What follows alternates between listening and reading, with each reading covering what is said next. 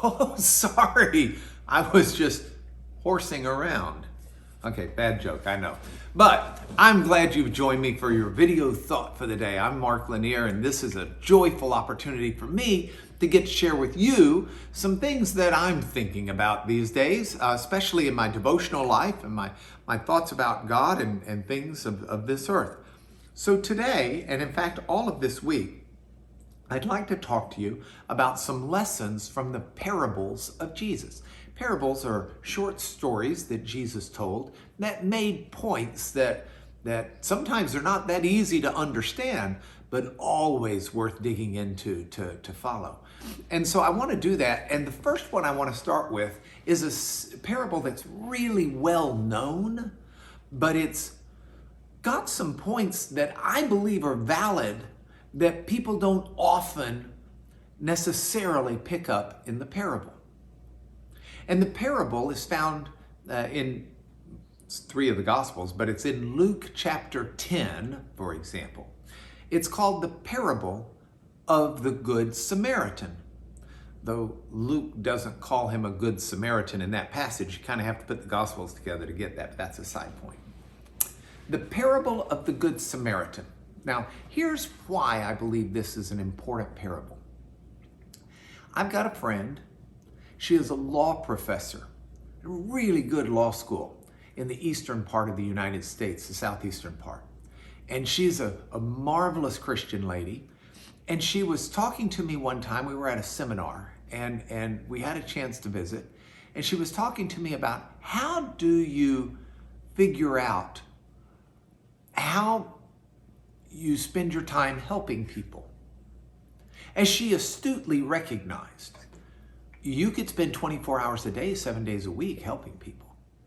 You could spend all of your resources that you've got helping people.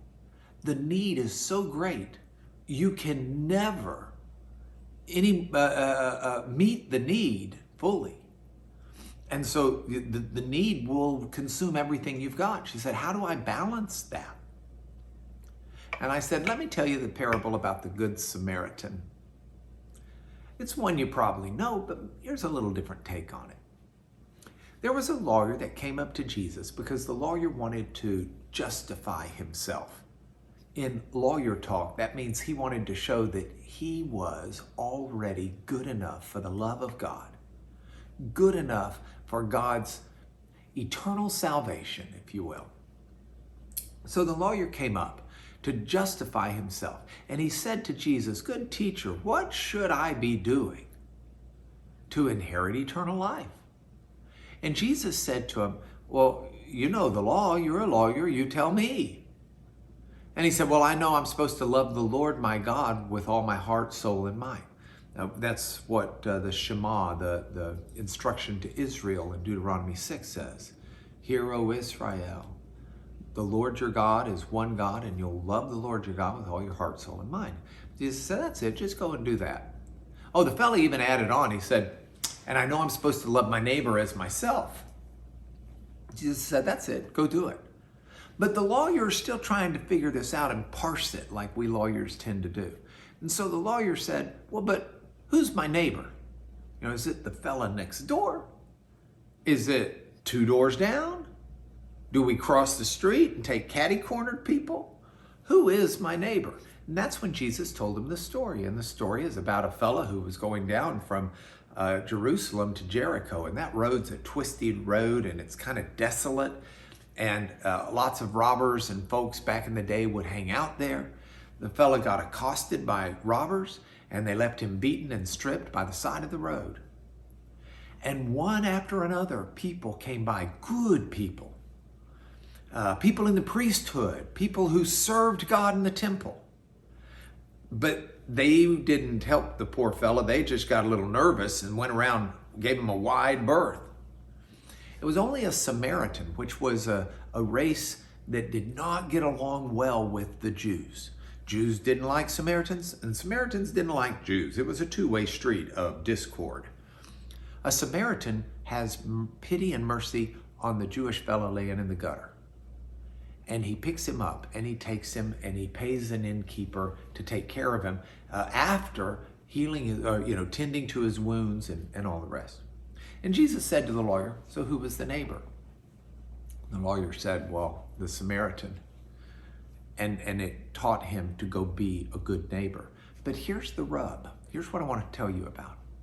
It taught him to be a good neighbor with the people who are on his path that need his help.